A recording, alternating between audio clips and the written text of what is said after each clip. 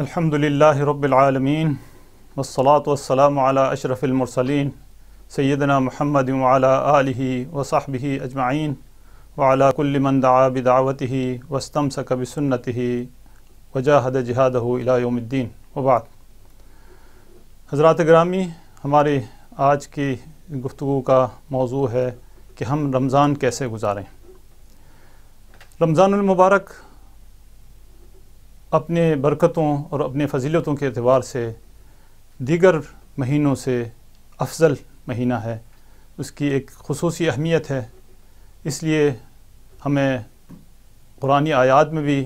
رمضان کا تذکرہ ملتا ہے اور احادیث مبارکہ میں بھی رمضان المبارک کی فضیلت کا اور ان کی برکتوں کا تذکرہ ملتا ہے۔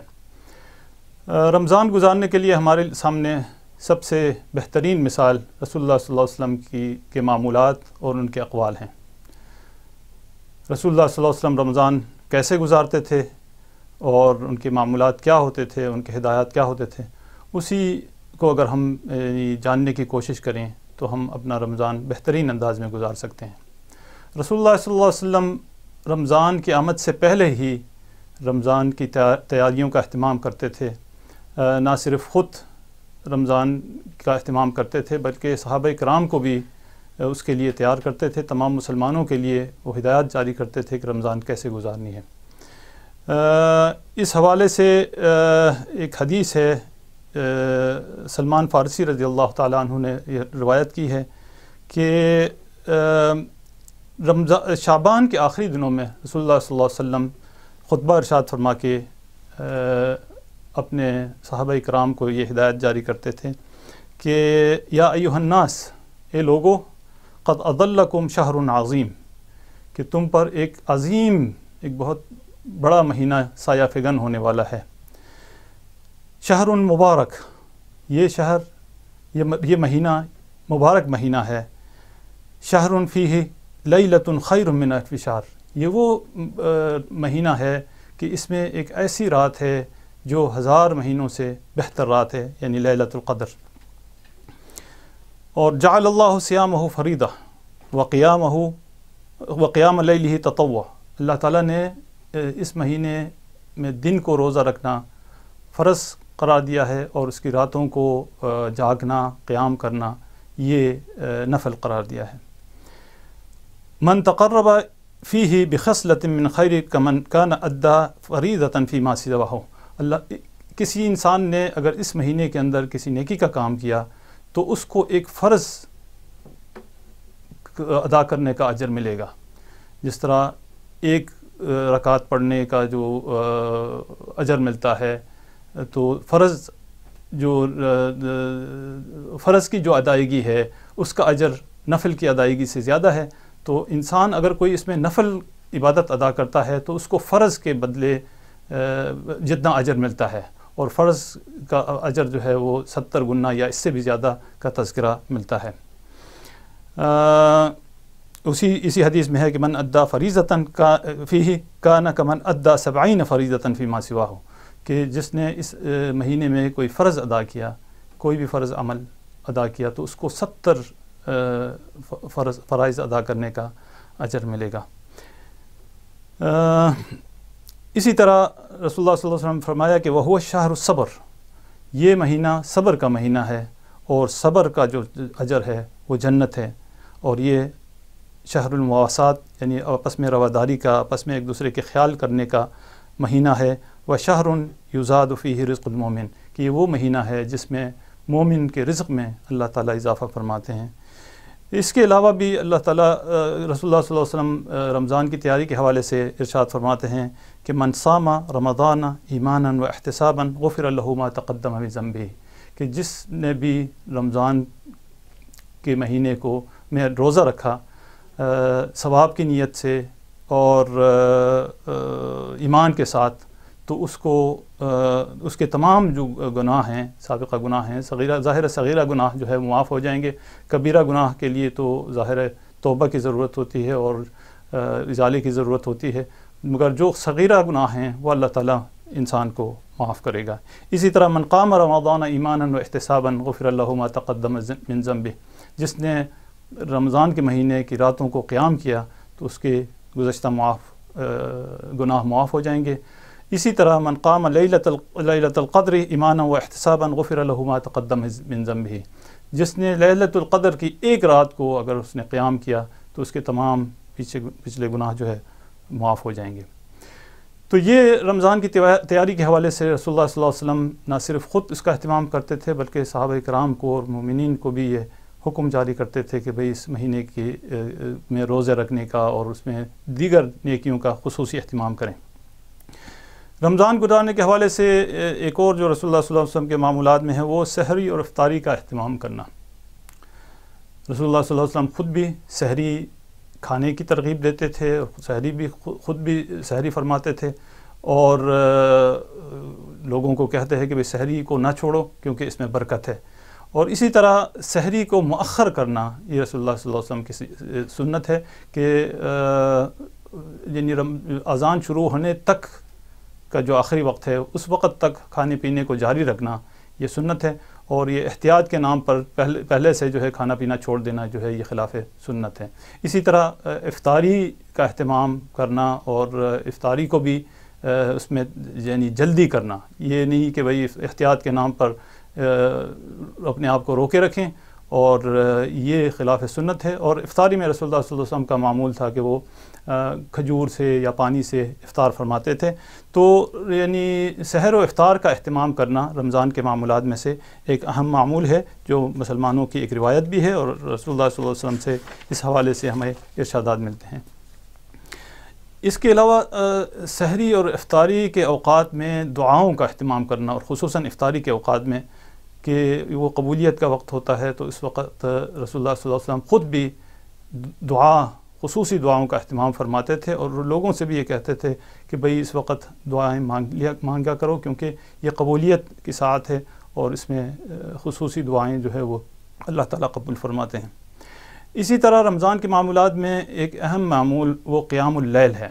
یعنی رمضان کے دن کو تو انسان روزہ رکھتا ہے، رات کو انسان کے لیے اللہ تعالیٰ نے اور رسول اللہ صلی اللہ علیہ وسلم نے یہ بظاہر یہ نفل عبادت ہے، یہ کوئی فرض نہیں ہے، مگر اس کا خصوصی اہتمام کرنا چاہیے۔ قیام اللیل جو ہے وہ یعنی رات کو اٹھ کے نمازیں پڑھنا اور تلاوت کرنا یہ قیام اللیل ہے، اور اس کی سب سے جو یعنی اچھی صورت ہے وہ جو ہم نماز پڑھتے ہیں تراویح کے نام سے آج کل ہم پڑھتے ہیں۔ ظاہر ہے تراویح جو ہے جس شکل میں ہم تراویح پڑھتے ہیں 20 رکعتوں میں ہم قرآن کریم کی تلاوت شروع سے آخر تک ختم قرآن کے نام سے جو کرتے ہیں، یہ تو رسول اللہ صلی اللہ علیہ وسلم کے دور سے ثابت نہیں ہے، بلکہ صحابہ کرام کے دور میں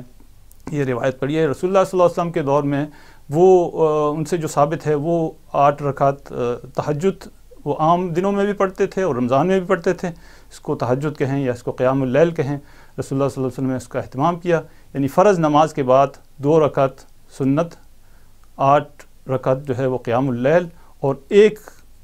رکعت جو ہے وتر رسول اللہ صلی اللہ علیہ وسلم کا معمول تھا، جو آج کل بھی کچھ ہمارے مسالک کے ہاں معمول ہے جو 8 رکعت تراویح پڑھتے ہیں۔ باقی جو 20 تراویح ہیں یہ صحابہ کرام کے دور کی سنت ہے، خلفائے راشدین کی سنت ہے، جس میں 20 رکعت تراویح میں شروع سے آخر تک قرآن کی تلاوت ہوتی ہے، اور یہ جو روایت ہے یہ حرمین شریفین سمیت مسلمانوں کی اکثریت کے ہاں معمول ہے۔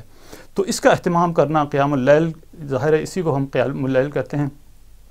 اس کے علاوہ یعنی قیام اللیل کے علاوہ بھی عام یعنی تلاوت قرآن کا اہتمام کرنا یہ بہت ضروری ہے، دن کو بھی انسان جو ہے تلاوت کرتا رہے قرآن مجید کی، کیونکہ یہ جو رمضان ہے یہ قرآن کا مہینہ اس کو کہا جاتا ہے، قرآن کے ساتھ اس کا خصوصی تعلق ہے کہ قرآن اسی مہینے نازل ہوا ہے، اور یہ اچھا موقع ہے کہ انسان جو ہے ان مبارک ساعتوں میں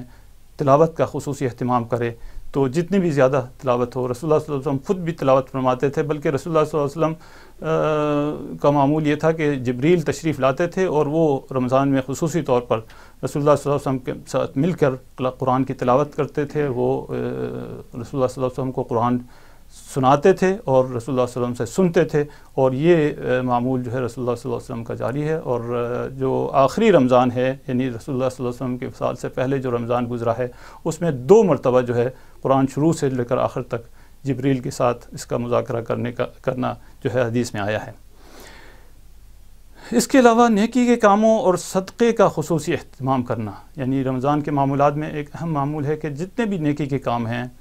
وہ لوگوں کے ساتھ اچھا سلوک ہے، یا یعنی انسان کی جو جتنے بھی اخلاقی اچھائیاں ہیں ان کا اہتمام کرنا، جتنے بھی برے اخلاق ہیں ان سے اپنے آپ کو بچانا، اور خصوصاً صدقے کا اہتمام کرنا۔ رسول اللہ صلی اللہ علیہ وسلم کے بارے میں یہ حدیث ہے کہ حضرت ابن عباس رضی اللہ تعالیٰ عنہ کی روایت ہے کہ کان رسول اللہ صلی اللہ علیہ وسلم اجود الناس، رسول اللہ صلی اللہ علیہ وسلم انسانوں میں بہت ہی سخی انسان تھے۔ وکان اجود ما یکون فی رمضان، کہ رسول اللہ صلی اللہ علیہ وسلم رمضان میں ان کی جو سخاوت ہے وہ دیکھنے کے قابل ہوتی تھی، کہ جس طرح ہوا چلتی ہے، نسیم سحر جب چلتی ہے تو وہ سب کو یعنی فیض یاب کرتا ہے، تو رسول اللہ صلی اللہ علیہ وسلم کی سخاوت کا رمضان کے مہینے میں یہی حال ہوتا تھا۔ اسی طرح اللہ کے راستے میں جہاد کرنا، یہ بھی رسول اللہ صلی اللہ علیہ وسلم کا معمول تھا۔ اسلامی تاریخ کے جو بڑے فتوحات ہیں، بڑے جو غزوات ہیں، وہ اکثر رمضان کے مہینے میں وہ واقع ہوئے ہیں، جن میں غزوہ بدر ہے، فتح مکہ ہے، یا دیگر جو بڑے بڑے غزوات ہیں جس میں رسول اللہ صلی اللہ علیہ وسلم نے خود بھی شرکت کی اور صحابہ کرام بھی ان کے ساتھ شرکت کرتے رہے۔ ہمارا تو یہ ہے نا کہ رمضان میں تھوڑا سا کام سے جی چراتے ہیں، اور جو ہے وہ، مگر یہ کہ رسول اللہ صلی اللہ علیہ وسلم کا معمول یہ تھا کہ جہاد جیسا مشکل کام بھی رمضان میں وہ انجام دیتے تھے۔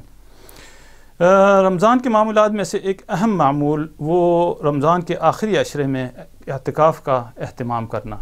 کہ انسان یکسو ہو کر اللہ کے ذکر کے لیے، قرآن کی تلاوت کے لیے، قیام اللیل کے لیے اپنے آپ کو یکسو کرے، وہ مسجد میں جا کے اپنے آپ کو یعنی پابند کرے، اور یہ رسول اللہ صلی اللہ علیہ وسلم خود رسول اللہ صلی اللہ علیہ وسلم کا معمول تھا، اور یہ عام مسلمانوں کے ہاں بھی یہ روایت ہے کہ رمضان کے آخری عشرے میں اعتکاف کا اہتمام کیا جاتا ہے، اور اس میں یکسو ہو کر انسان جو ہے اللہ کا ذکر کرتا ہے، اور تقوی اختیار کرنے کے جو ذرائع ہیں ان پہ اپنے آپ کو وہ کرتا ہے۔ رمضان کے معمولات میں ایک اہم معمول یہ بھی ہے کہ عام صدقات کے علاوہ غرباء اور مساکین کے لیے جو ہے وہ کھانے پینے کا اہتمام کرنا، یہ بہت اہم کام ہے۔ روزے کی حالت میں لوگوں کو جو ہے وہ کھانے پینے کی جو ضروریات ہیں ان میں کوئی کمی نہ آئے، اور مسلمان جو ہے اس مہینے میں ایک دوسرے کے ساتھ تعاون کریں، اور ایک دوسرے کو جو ہے وہ خصوصاً کھانے پینے کا، سحری اور افطاری کا اہتمام اگر لوگوں کے لیے کیا جائے تو یہ رسول اللہ صلی اللہ علیہ وسلم کے معمولات میں سے ایک معمول یہ بھی ہے۔ اس کے علاوہ یعنی نیکی کے کاموں کی ترغیب دینا، لوگوں کو امر بالمعروف اور نہی عن المنکر کا اہتمام کرنا، اور نیکیوں کی ترویج کا اہتمام کرنا بھی رمضان کے معمولات میں سے ایک یعنی اہم کام ہو سکتے ہیں، کہ ہم ایک دوسرے کو برائیوں سے روکیں، ایک دوسرے کو نیکیوں کی تلقین کریں، اور اچھے جو کام ہیں، نیک کام ہیں، ان کی ترویج کے لیے اپنا کردار ادا کریں۔ اللہ تعالیٰ سے دعا ہے کہ ہمیں رمضان کی فضیلتوں کو جاننے کی توفیق عطا فرمائے، اور رمضان کے مہینے میں زیادہ سے زیادہ نیکیوں کا اہتمام کرنے اور اس کے فیوز و برکات سے زیادہ مستفید ہونے کی توفیق عطا فرمائے، اور جو عمل ہم کریں اس کو اپنے ہاں شرف قبولیت بخشے۔ سبحانک اللہم و بحمدک، نشہد ان لا الہ الا انت، نستغفرک و نتوب الیک۔